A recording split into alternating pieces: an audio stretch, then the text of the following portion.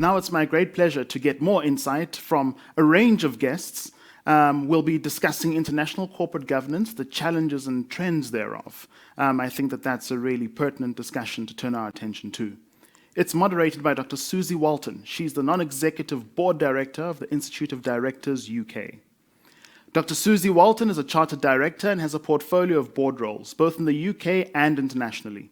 Currently, she sits on the board of the IOD UK and has recently completed a stint on the regulatory board for ACCA, the global regulator for accounting. Susie has been on the boards of many regulators, including the regulator of the UK university sector. Susie is the former deputy chair of the Royal Society of Medicine and the Royal Society of Arts. She has extensive government experience and has been a senior civil servant in the UK's Cabinet Office and the Ministry of Defence. Currently, she advises the UK's Secretary of State for Health on changes to contested services. She also has a PhD in military suicide. Earlier, Susie was an actress, broadcaster, and journalist. She played a leading role in the West End in the award-winning play Children of a Lesser God, and she worked as a producer and presenter for BBC Television. Susie is also a vice president of Combat Stress, an organization that helps veterans with PTSD, and she has 7 children of her own. Please will you help me welcome Dr. Susie Walton. Hello, hi MQ. Thank you so much for the great introduction, which was a lot longer than I expected.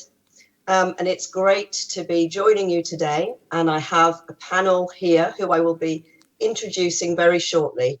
But first of all, to our audience, hello everybody, and welcome to this, which is the first of several panel discussions of the conference. International corporate governance, the challenges and the trends, that is our theme for the next hour. Now, the strapline for the conference, as I'm sure you've noticed, is good governance never sleeps. Well, I'm going to do my absolute best to live up to that, but I do have COVID, so it's going to be a little challenging.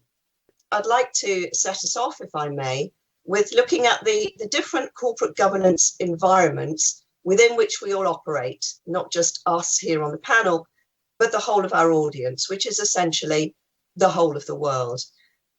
I would like to know from you what you believe are the common issues, what are the differences, and why do these differences exist? Let's turn to the common issue of the company. The company is an artificial, incapacitated entity, which is created as a fiction in law, and consequently is an incapacitated person and has no heart, no mind, no soul, or no conscience. I'd like to be a little bit provocative now.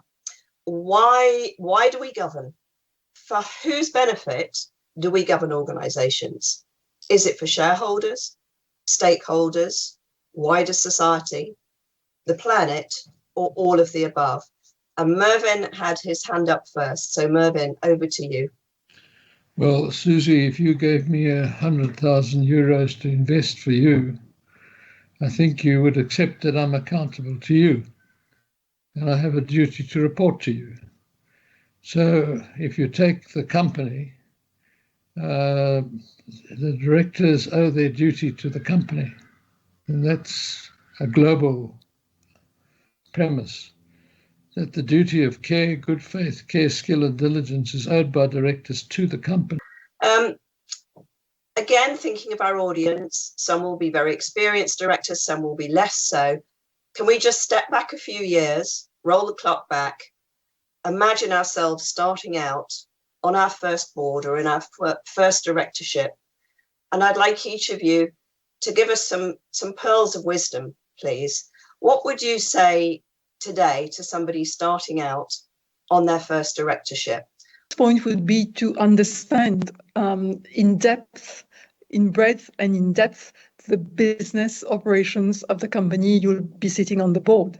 Do not be afraid to say, I do not understand this issue. Will someone please explain it to me? Challenge, be as feisty as you can be, and be inclusive with others and enable others to share their opinions. when they would like to declare any of your conflicts, because that's really important, and just be committed.